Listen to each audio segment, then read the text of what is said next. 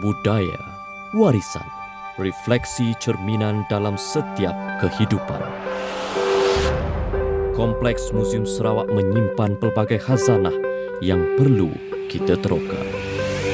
Apakah cerita dan rahsia yang belum terungkai di sebalik khazanah yang berharga ini?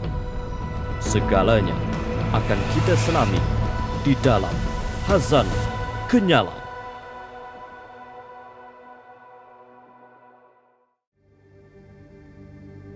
Demi kecantikan, artifak ini digunakan oleh orang Melanau untuk melepirkan dahi. Inilah api. Dalam masyarakat Melanau, apih mempunyai pelbagai nama dan sebutan bergantung kepada lokasi komuniti Melanau. Sebutan apih digunakan secara meluas pada Melanau Dalat, manakala untuk Melanau Mukah, mereka memanggil artifak ini sebagai jak. Masyarakat Melanau Mato pula menggelar objek ini sebagai tadal. Latar belakang apih ni, kalau kita lihat pembacaan saya berkenaan dengan apih yang diamalkan oleh bangsa di dunia dan juga terutamanya di Borneo ni adalah bangsa Melanau, di mana tujuannya agak berbeza. Apa yang kita lihat yang acara apih ni digunakan atas tujuan kecantikan, kosmetik, terutamanya dilakukan kepada anak-anak sejak dilahirkan lagi. Kalau tujuannya adalah kosmetik, dalam perubatan dia tidak dimestikan. Kalau tujuan untuk rawatan, dan dimestikan. Dan kita kena tanya juga persoalan bagaimana acara ataupun praktis teknik apih ni dilakukan. Sebab kalau salah dilakukan, dia akan menyebabkan kemudaratan kepada anak kecil tadi. Flattening head ini telah diamalkan oleh tamadun Mesoamerika. Amalan ini juga menjadi amalan dunia pada suatu masa dahulu. Antara tamadun dunia yang pernah mengamalkan tradisi ini ialah Australia, Peru, Ukraine, Korea, Meksiko, Kongo dan England. Teknik yang digunakan berbeza-beza. Ada kebudayaan yang menghasilkan efek ini dengan menggunakan papan yang lebih besar dan ada yang menggunakan kain dan papan. Ada yang mengambil masa beberapa bulan, malah ada yang mengambil masa beberapa tahun.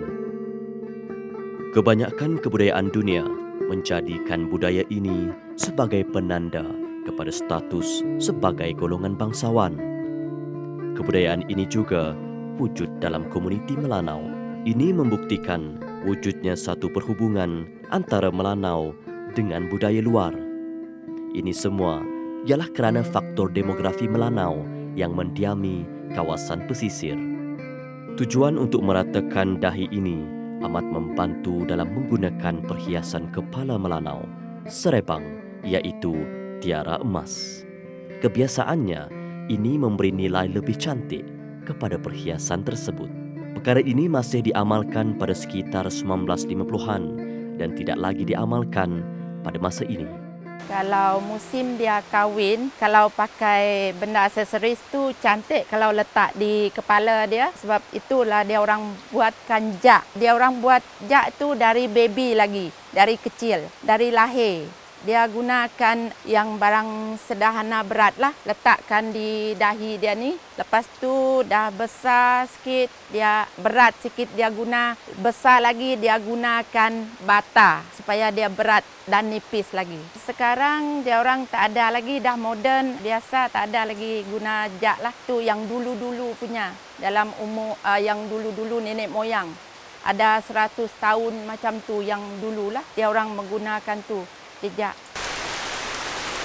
Dalam dunia moden, adat ini tidak lagi diteruskan. Ada pihak yang mengatakan bahawa adat ini membawa kepada masalah kesihatan.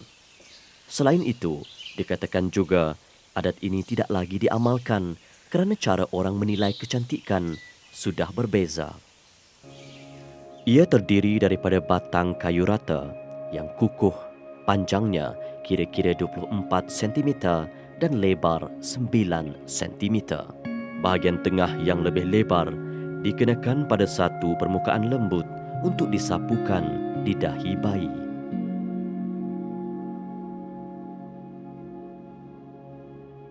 Apih akan digunakan kepada bayi perempuan.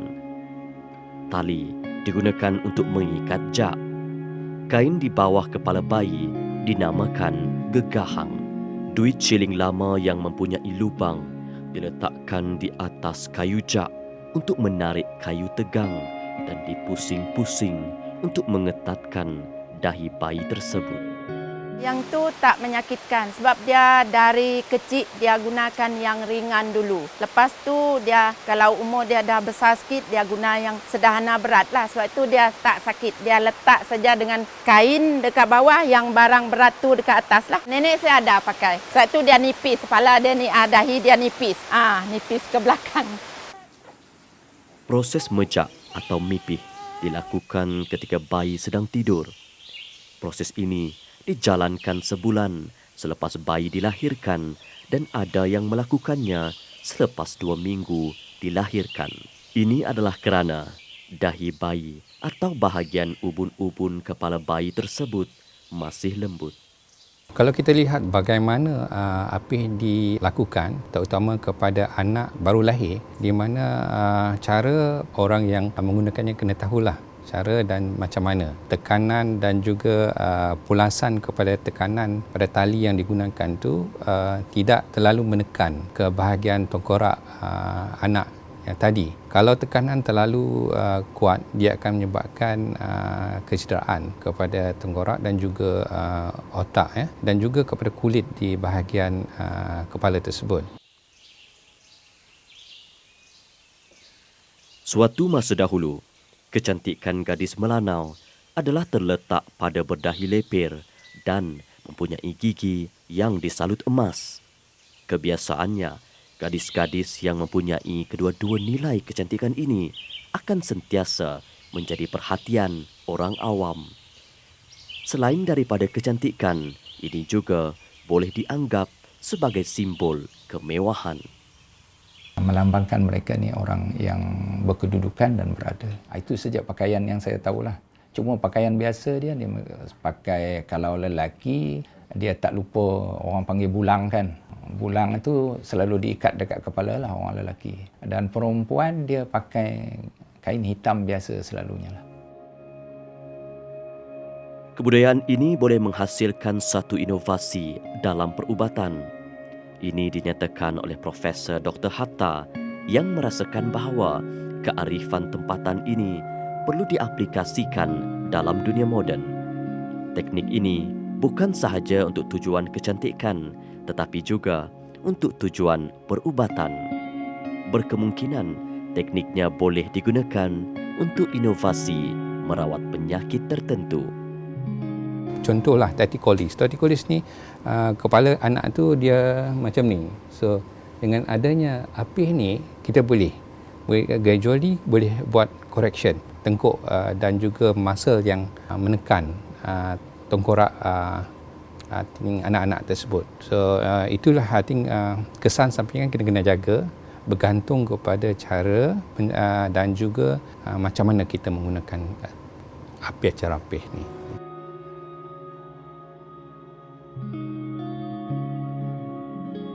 Namun begitu, adat begini tidak lagi diamalkan kerana pelbagai faktor.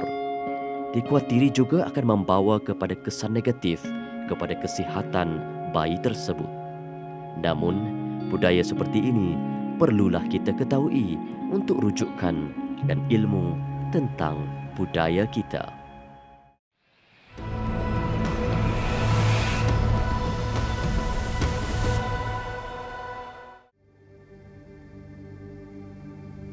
Artifak ini digunakan untuk melengkapi perkakas dapur dan dijadikan sebagai bekalan untuk sesebuah pengembaraan.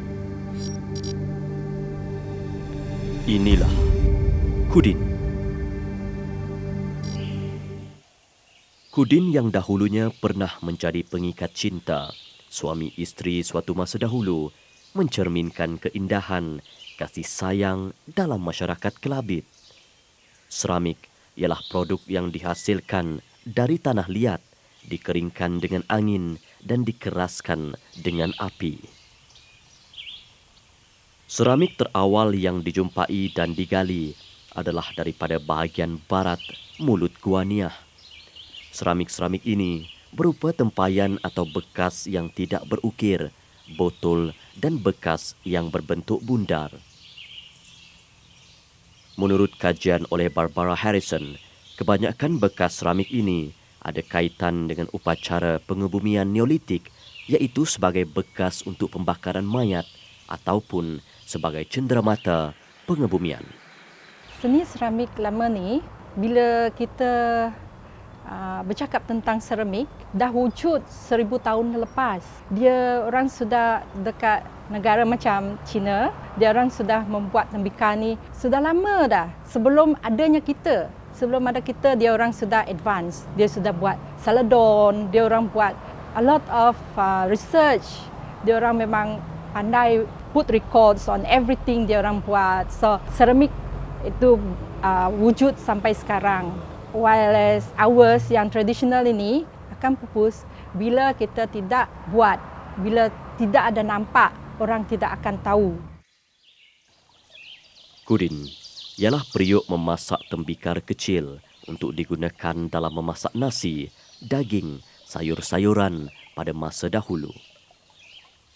Beza moden dan tradisional. Saya belajar moden, di mana semua yang saya belajar tu ada nota, saya diberi nota, saya diberi tahu karakteristik of the materials. Semuanya tertulis dan kita buat praktikal pun ada yang guide, ada cara-cara, semuanya dah teratur, ada teori dia. Kita cuma buat saja. Tradisional ni kita kena mengalami dan tidak ada nota, kita kena praktis buat, baru kita dapat skill dia tu. Kalau dalam seramik moden, kita ada guideline. Kalau yang tradisional tu tak ada guideline dan semua dia punya tools, dia punya apparatus untuk yang kita guna tu adalah yang terdapat di kawasan kita. Seni seramik ini telah diperbuat oleh Naam Tenan pada tahun 1960-an dan kini menjadi satu koleksi penting Muzium Negeri. Naam Tenan adalah pakar di Pak Dalih. Beliau hanya dibantu oleh suaminya, Bala Ukung, di mana dia menghasilkan alat yang digunakan untuk proses pembuatan periuk. Untuk menghasilkan seramik ini, keperluan mencari tanah yang bersesuaian amat dititik beratkan. Pasangan ini akan mencari sekitar kampung tanah yang bersesuaian untuk tujuan ini. Keistimewaan Kudin tu sebenarnya seni pembuatan peralatan memasak ya.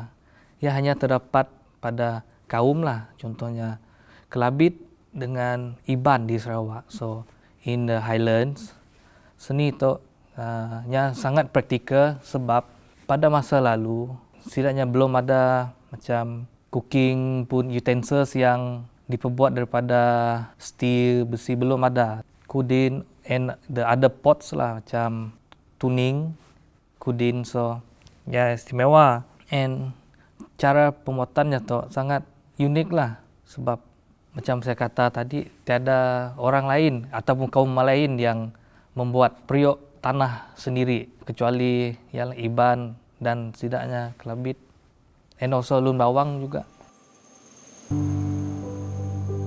Setelah tanah sesuai ditemui, proses penghasilan akan dijalankan. Tanah akan dicampur dan diadun untuk menghasilkan bentuk yang dikehendaki. Dianggarkan 1 kilo tanah liat dapat menghasilkan 1 periuk. Pemanasan dijalankan oleh isteri, manakala menggilap dilakukan suami. Hasil dari kerjasama pasangan ini akan terhasillah satu seni seramik bermutu tinggi yang dinamakan kudin.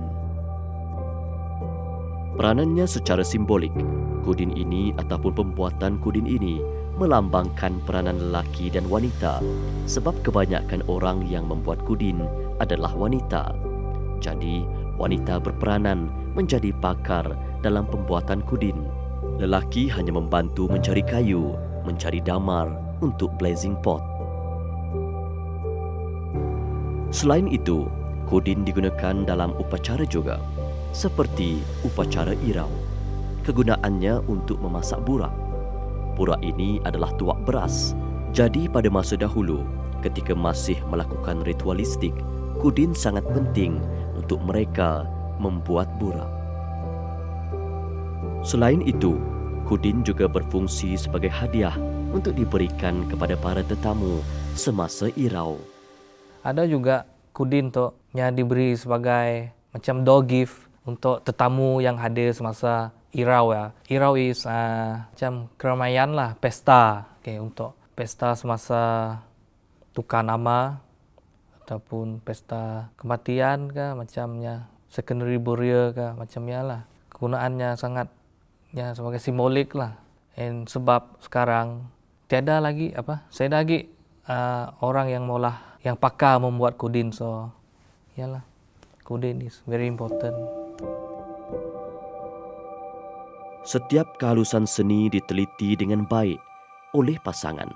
Ini untuk menjamin kualiti kerja yang terbaik sahaja akan diperoleh masyarakat yang memerlukan khidmat mereka. Kualiti seramik yang baik juga membantu dalam ketahanan karya seni ini, memandangkan ini akan digunakan untuk tempoh yang lama. Begitu juga jenis-jenis seramik di Sarawak.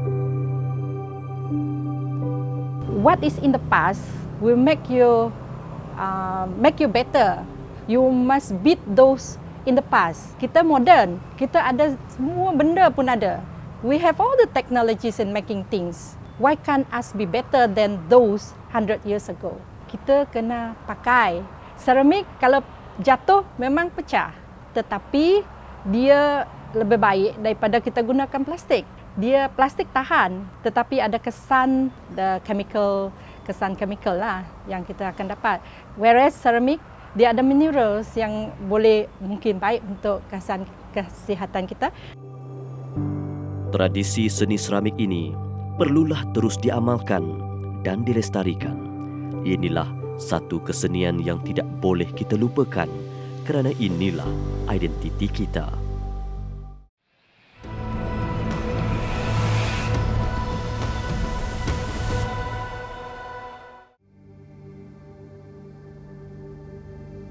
Koleksi ini dihiasi dengan batu-batu bau rawir. Hiasan ini cantik diletakkan di atas kepala wanita kelabit.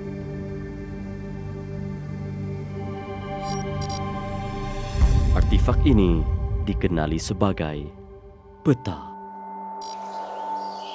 Secara amnya, kewujudan manik di Sarawak adalah melalui perdagangan.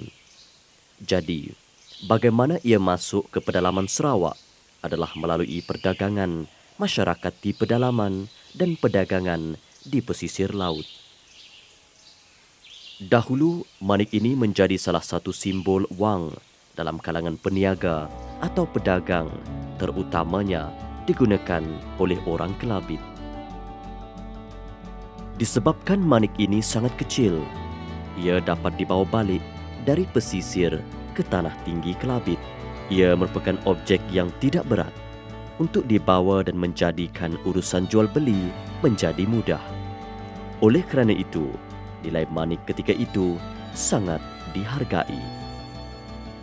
Kepentingan peta ataupun bata tu di masyarakat Highlanders lah, pakaian tradisi setidaknya diletakkan di kepala wanita. Peta tu nya kadang-kadang diwarisi jikanya masih ada lah, yang diwarisi dari yang nenek moyang, macam nenek ke anaknya, pasnya anaknya ke anak perempuannya, so ini diwarisi lah kepentingannya.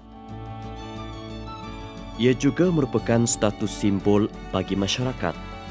Pada zaman dahulu, jika seseorang mempunyai keluarga dan mereka mempunyai manik untuk membuat peta, dan jika mereka mempunyainya, maka mereka merupakan keluarga aristokrat, keluarga yang mempunyai banyak sumber.